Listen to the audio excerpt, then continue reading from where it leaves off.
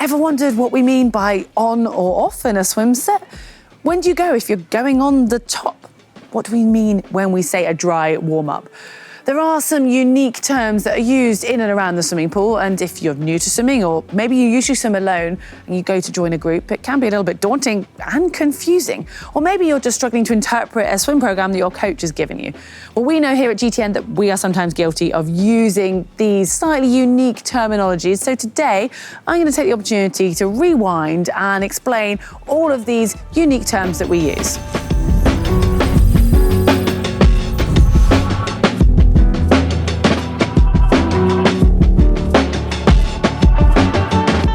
Dive in with what could be a controversial one, on versus off. Now, these can be used interchangeably, but say you've got a swim session that's been set as 2100s and the turnaround time is 2 minutes, which means that you go off or on every 2 minutes on the clock. Now, to me, logically, on makes more sense because I'm going on every 2 minutes, but be aware that each can be used and they kind of refer to the same thing.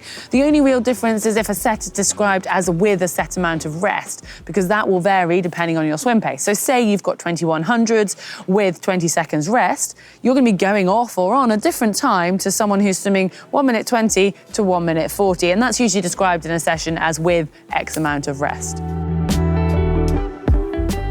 On the top or on the bottom? No, we're not referring to where you swim in the pool, because hopefully you're going to be on the surface, not on the bottom of the pool. But we are talking about the pace clock. If you use a digital clock where you swim, then fast forward a moment. But most pools will have a hand clock. And when we talk about the top, that is referring to 12 o'clock on the clock, when the hand reaches the top. And if you're swimming on your own, it's a really good marking point to go off because it makes calculations of your time much easier. You might also hear a coach or another athlete say going on the bottom. Well, that's when the hand is reaching the bottom. Now, it gets a little more confusing when you've got different colours. So you might have two hands, one's black, one red. So the coach will just say red top or black bottom. Usually there'll be one colour that's referred to most of the time, and if they're kind of swapping things around, they will mention that colour. It gets a bit more confusing when you've got 4 different colours, so maybe just make sure that you're referring to your teammates, that you're saying you're going on the blue top or the blue 15, just so everybody knows and they're on the same page. And in fact, if you are using a digital clock in your pool, then some coaches will still refer to on the top or quarter past, but you obviously just have to work that out at 00 or it's 15 seconds,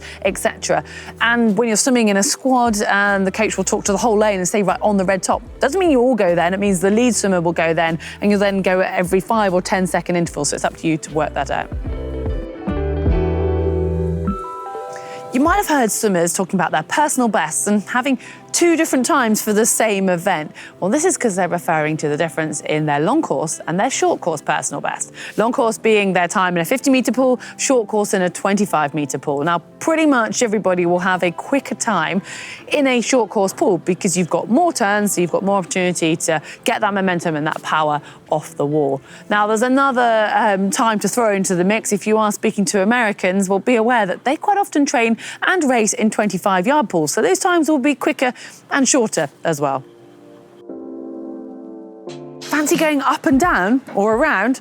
I'm talking about lane direction here. Now, if you are lucky enough to swim in a pool that's relatively quiet and say you need to share your lane with one other person, then you might have this conversation. If they're doing a completely different session or you're very different paced, it's quite a good idea to go up and down. And by that, basically means staying on one side of the lane and you are going up and down next to your lane rope and they're on the other side.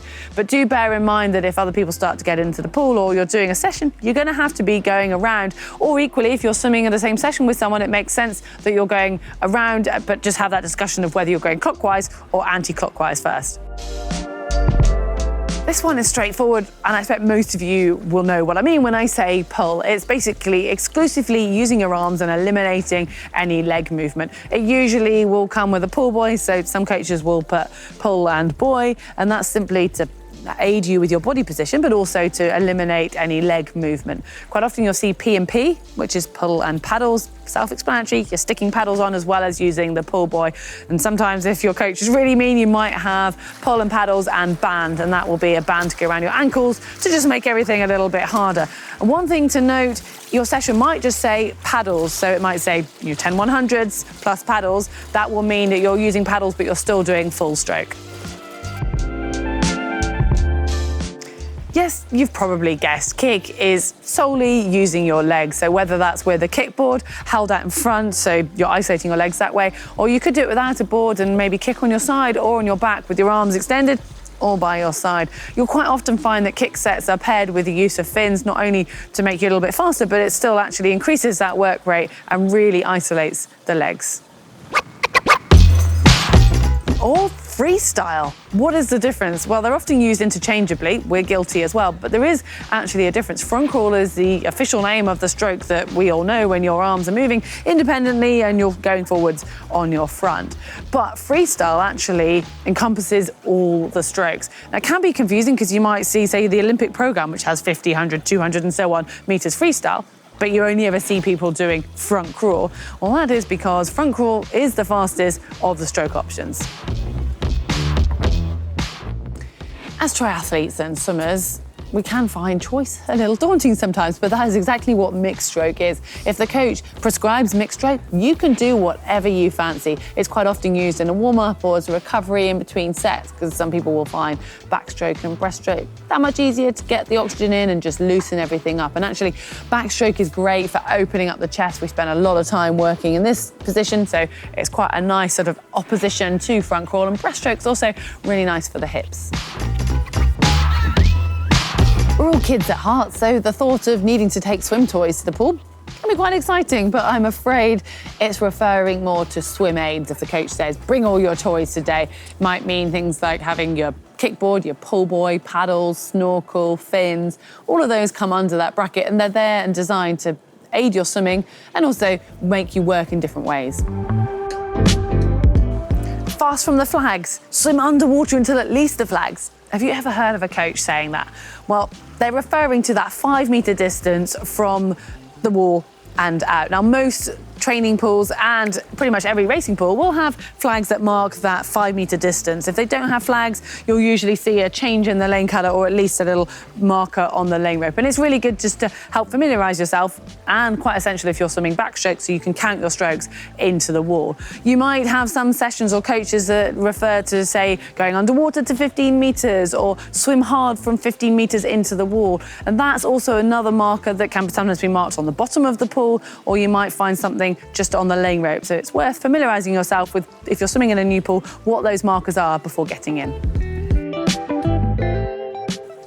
All right, a few quick ones to finish up. High elbow. Now, this is referring to having your elbow high in the pull phase under the water, not the recovery, unless otherwise stated.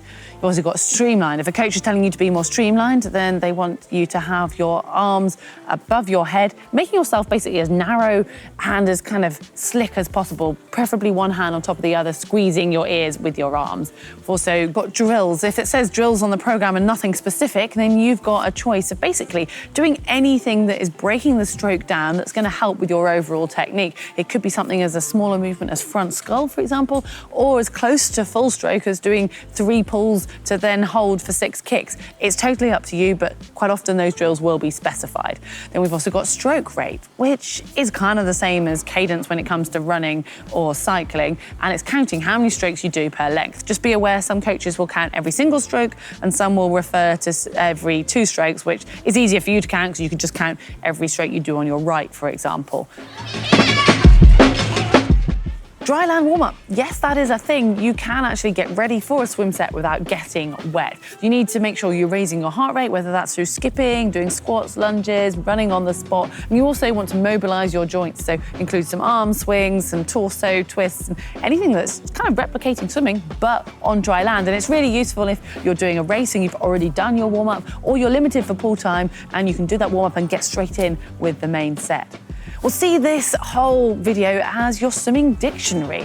But I do want to put a warning out there. Coaches do have unique terminologies, and there's probably still some out there that I've not yet come across. But rather than making a fool of yourself and trying to guess, just ask.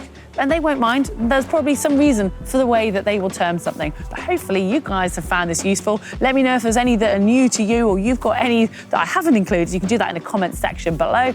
Give us a like if you've enjoyed it, and hit that globe if you haven't yet done so to subscribe.